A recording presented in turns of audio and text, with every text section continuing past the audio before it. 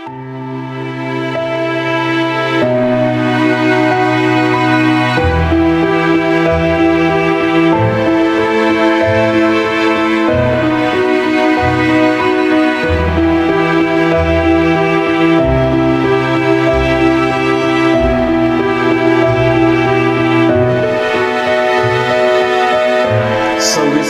2026 नेपाळच्या हिमालयीन भागासाठी हा दिवस काळा दिवस ठरला. आकाशात मुसळधार पाऊस नसतानाही अचानक आलेल्या प्रचंड जलप्रवाहाने क्षणार्धात सर्व काही उद्ध्वस्त करून टाकले. घरं वाहून गेली, रस्ते आणि पूल तुटले, वाहनं मलब्याखाली गाडली गेली आणि अनेक कुटुंबांच्या आयुष्यावर दुःखाचा डोंगर कोसळला. ही एखाद्या चित्रपटातील दृश्य नाहीत, हे आहे 26 ऑगस्ट 2026 रोजी नेपाळमध्ये घडलेल्या महाविनाशकारी जलप्रयाचं विदारक वास्तव.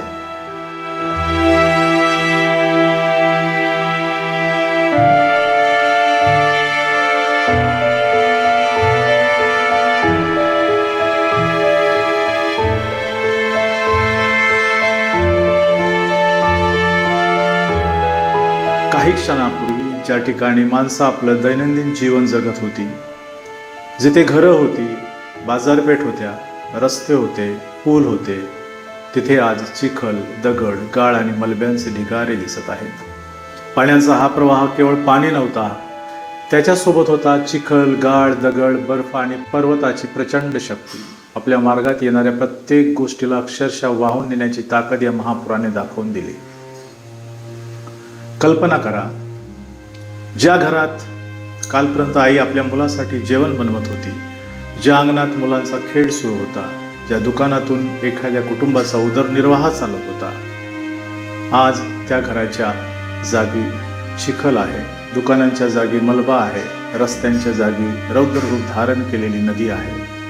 निसर्गाच्या एका प्रचंड प्रहाराने माणसाने वर्षानुवर्ष उभे केलेलं जग काही क्षणात उद्ध्वस्त केलेलं आहे. कालपर्यंत 2 गावांना जोडणारे पूल आज तुटलेले आहेत. लोकांच्या आयुष्याची वाट ससणारे रस्ते मलब्याखाली गळप झालेले आहेत. कुणी आपल्या घराच्या अवशेषांमध्ये आपल्या वस्तू शोधत आहे, कुणी आपल्या प्रियजनांचा शोध घेत आहे, तर कुणाच्या डोळ्यात अजूनही आपल्या माणसाच्या परत येण्याची आशा जिवंत आहे.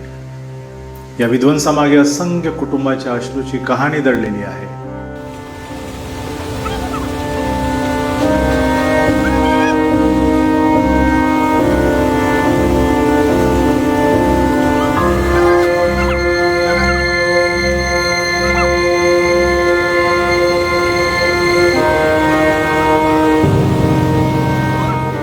पण या विनाशाच्या काळोख्यात मानवतेची एक आशेचीही ज्योत दिसत आहे. सैनिक, पोलीस, बचाव पथके, डॉक्टर आणि स्वयंसेवक स्वतःचा जीव धोक्यात घालून मलब्यातून जीव वाचवण्याचा प्रयत्न करीत आहेत. कारण आपत्तीच्या वेळी जात, धर्म, भाषा आणि सीमा या सगळ्या गोष्टी मागे पडतात. उरतो तो फक्त एक माणूस आणि दुसऱ्या माणसाला वाचवण्याची धडपड. पण या महाप्रलयाचे दृश्य पाहताना आपल्याला एका क्षणासाठी थांबून विचार करावा लागेल.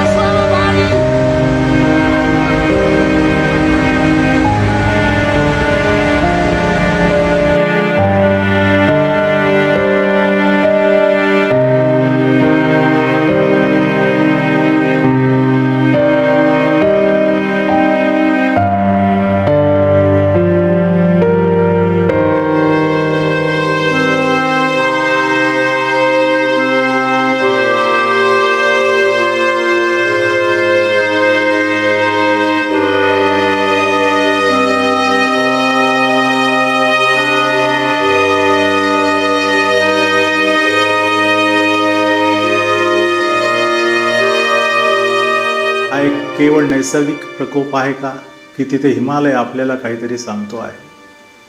हिमालय म्हणजे केवळ बर्फाच्छादित पर्वतांच्या रांगा नाहीत. हिमालय म्हणजे दक्षिण आशियातील कोट्यावधी लोकांचा जीवनाचा आधार आहे.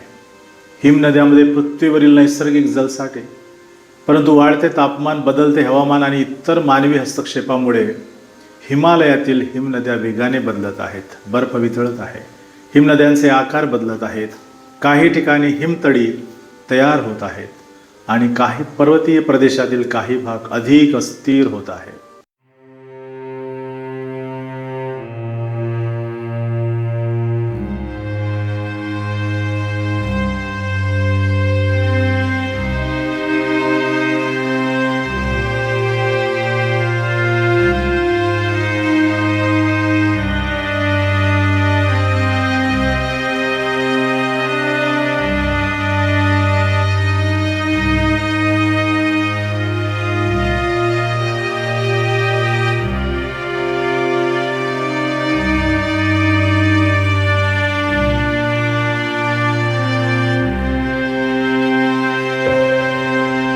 अशा परिस्थितीमध्ये हिमनदीचा एखादा मोठा भाग कोसळला, भूसंलखन झाले किंवा हिमतळ्याचा नैसर्गिक अडथळा तुटला तर पाणी, बर्फ, दगड आणि गाळ यांचा प्रचंड प्रवाह काही मिनिटात नदी खोऱ्यामध्ये उतरू शकतो.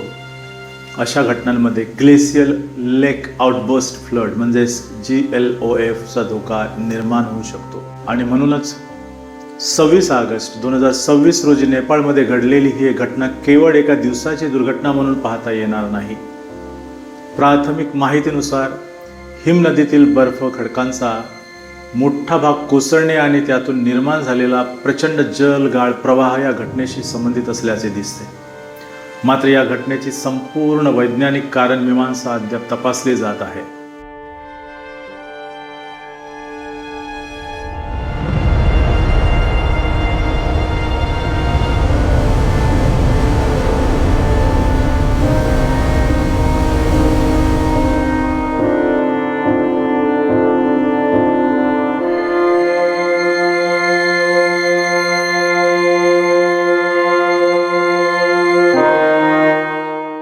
आणि आता आपण भारताकडे पाहूया.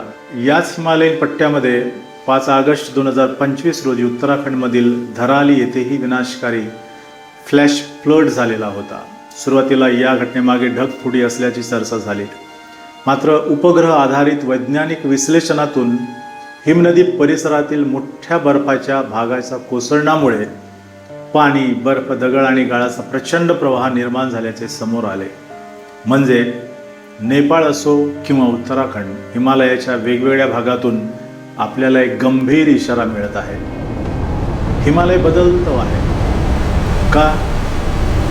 निसर्ग बदलतोय तरी का? याची काही कारण मीमांसा आपल्याला जाणून घेणे गरजेचे ठरेल. आपण मोठ्या प्रमाणावर कोळसा, पेट्रोल, डिझेल आणि इतर जीवाश्म इंधनांचा वापर करतो, जंगलतोड करतो, वातावरणात कार्बन डायऑक्साईडसह हरितगृह वायूचे प्रमाण वाढवितो. हे वायू वातावरणातील उष्णता अडकवतात आणि पृथ्वीचे तापमान वाढण्यासाठी मदत करतात. तापमान वाढीचा परिणाम हिमनद्या, बर्फाचे साठे आणि पर्वतीय परिसंस्थांवरही होतो. अर्थात प्रत्येक पूर केवळ ग्लोबल वॉर्मिंगमुळेच येतो असे नाही. प्रत्येक घटनेमागे स्थानिक हवामान, भौगोलिक परिस्थिती, हिमसंलखन, भूसंलखन आणि इतर अनेक घटक असतात.